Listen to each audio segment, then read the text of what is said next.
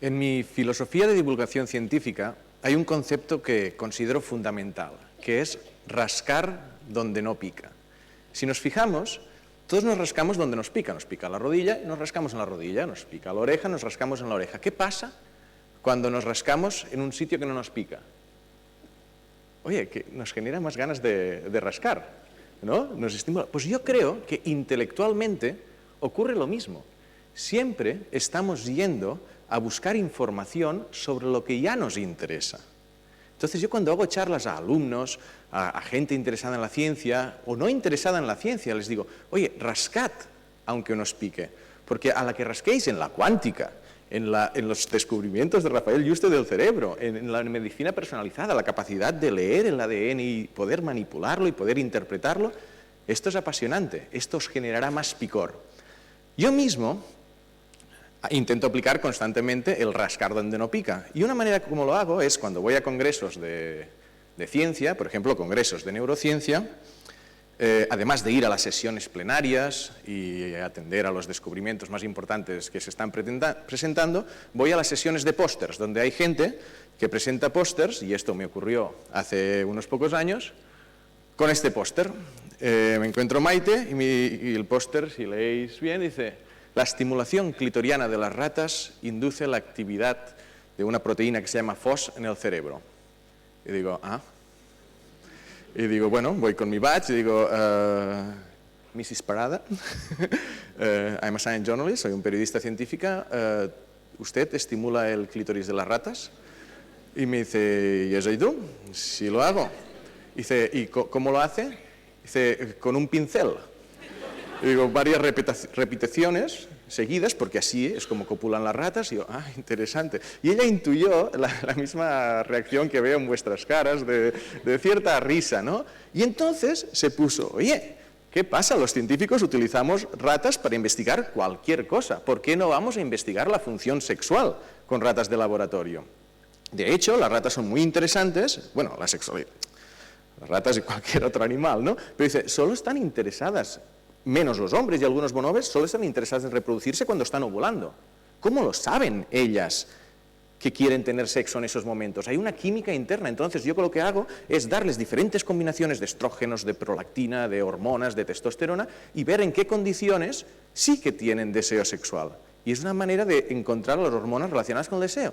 Y digo, ostras, esto es muy interesante. Yo quiero rascar más allí. De hecho, terminé yendo al laboratorio de Maite Parada, donde pudo ver cómo hacía su experimento, y esto no lo habéis visto antes, espero, y es, bueno, cómo estaba haciendo su experimento. Y fue muy interesante, porque de hecho es lo que dio lugar a empezar un libro, a dedicarme 2 años a estudiar la ciencia del sexo, a pasarme 3 días en un laboratorio donde investigaban diferentes aspectos de la sexualidad humana desde la perspectiva científica. Y quizás yo tuve una reacción inicial como la de mucha gente, que es, ¿hay ciencia en el sexo? Y dices, ostras, es lo que me preguntan más cuando hago algunas entrevistas, ¿no? Digo, y lo que he descubierto es que vaya si hay ciencia. Ya hemos hablado de las hormonas, pero esta, por ejemplo, es una operación de cambio de sexo, en la que estuve observando todo el proceso, que dura 4 horas, y es muy interesante porque antes de la operación, cuando el objetivo es pasar de un cuerpo masculino a un cuerpo femenino, lo que hace es reducir los andrógenos. Una de las cosas que pasa a esta gente es que también disminuye el deseo sexual, y lo contrario ocurre cuando quieres pasar de un cuerpo femenino a un cuerpo masculino, que incrementas antes los niveles de testosterona y ves cómo hay un aumento considerable en esa persona del deseo sexual. Entonces, claro que reaccionamos a estímulos, pero sí que hay una química interna que nos condiciona, ¿no? Hay mucha fisiología, comprender cómo funciona todo nuestro sistema nervioso relacionado en la función sexual, cómo funcionan los nervios, las estructuras genitales. Voy a hacer una prueba muy rápida. Este es una especie de concurso que tengo en el Facebook, donde los usuarios pueden ganar camisetas como esta, y hay una serie de preguntas que quiero hacer rápidamente al público, para ver cuántos de ustedes saben qué es el punto G, desde la perspectiva científica, porque los científicos quieren averiguar qué es el punto G, y hay diferentes hipótesis. Una sería que es una zona de la pared vaginal con más terminaciones nerviosas. La segunda hipótesis sería un punto donde se puede estimular la parte interna del clítoris. La tercera es que es un mito, y la cuarta que es una zona donde se contacta con una unidad anatómica que es parecida a la próstata femenina. ¿Cuántos dirían que es la A? ¿Más terminaciones nerviosas? Por allí algunas manos. ¿Vale? ¿Cuántos dirían que es la B? Un punto donde se puede presionar el clítoris interno. Allí hay tres que se deben conocer muy bien porque están los únicos tres. ¿Cuántos dirían que es un mito? Mayoría de hombres, alguna mujer. ¿Y una zona donde se contacta la próstata masculina? Bueno, lo que dice la ciencia actualmente es que es la B. Por lo que hemos visto antes, la estructura del clítoris es mucho más grande por dentro de lo que vemos por fuera. Es como un pene, pero en miniatura. Si esto es el pene, esto sería el clítoris. Entonces se puede acceder a la base del clítoris cuando está excitado. Entonces, veo que es una manera de demostrar que no sabemos tanto sobre sexualidad como nos creemos. Y de hecho, hay aspectos de neurociencia. No me da tiempo a detallar este estudio, pero es mi propio cerebro participando en un estudio de escáneres de resonancia magnética funcional desde la excitación inicial al orgasmo. Como he dicho, no tengo tiempo de explicarlo, pero fui el primer hombre del mundo que tuvo un orgasmo debajo de un fMRI. ¿Me dejo un aplauso, quizás? Me dio un poco de vergüenza, recuerdo cómo se lo explicó a mi madre, pero bueno. En la parte psicológica del sexo, todo el aprendizaje, es que no podemos hablar solo de hormonas, todos somos aprendizaje, influencias socioculturales, y una parte que me interesa mucho es el concepto irracional, porque nosotros pensamos siempre, estamos pensando que tomamos decisiones de manera racional y no nos damos cuenta de la importancia que tienen las emociones, los engaños del cerebro en nuestras decisiones, y a mí me pasó. Esto es en el Instituto Kinsey de la Indiana University, en honor de Alfred Kinsey, donde esta chica me dijo: te voy a hacer un experimento contigo. Imagínate que estás un viernes por la noche con ganas de encontrar a alguien y te voy a dar diferentes fotografías de mujeres para ver de 0 a 5, o de 1 a 5, qué posibilidades hay de que, si ellas te lo proponen, accedas a tener relaciones sexuales con ellas. Pero te voy a dar una información. El número de parejas que ha tenido en los últimos 2 meses, parejas sexuales diferentes, y si utilizaba preservativo o no. Claro, tú cuando ves, por ejemplo, esta chica que quizás a ti pues no te atrae mucho, pero 3 parejas y normalmente utiliza preservativo, pues puedes decir, venga, va, pues un 3. Ves una que dices, 13 parejas diferentes y normalmente no utiliza preservativo, pues no, un 1. Y ves algunas que te gustan más y dices un 5, unas que te gustan menos. Sí, estás haciendo el experimento y de repente aparece esta que, ostras, no recuerdo si era esta exactamente, pero que te quedas allí pensando 11 parejas diferentes, normalmente no utiliza preservativo, y de repente en la pantalla dice, please answer, please answer.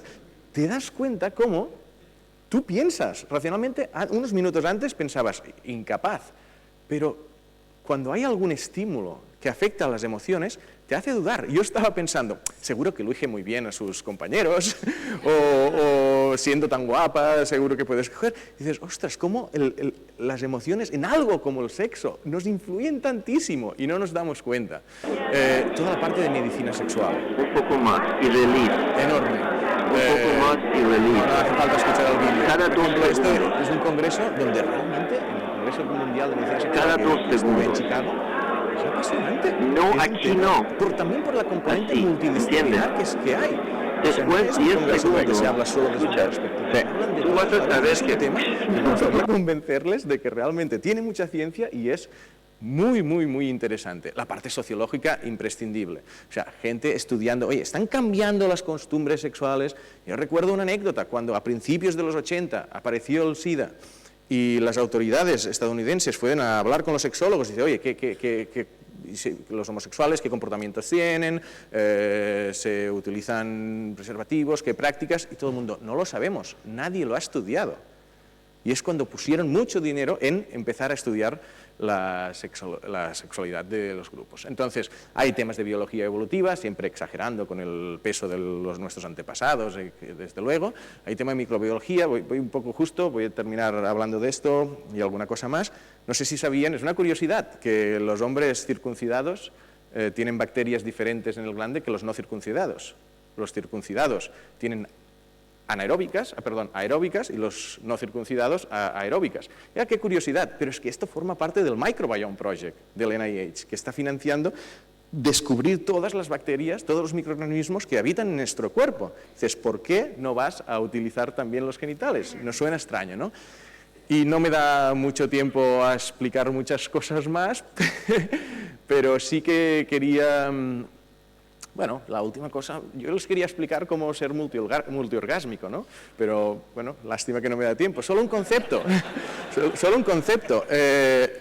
Eyaculación y orgasmo no es lo mismo. Claro que siempre parece que va unido, pero la eyaculación es la activación de unos músculos y el orgasmo es la activación de unos nervios.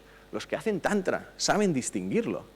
Entonces, les dejo con esta reflexión y si alguno quiere... Tengo unos pequeños pinceles por si alguno quiere practicar.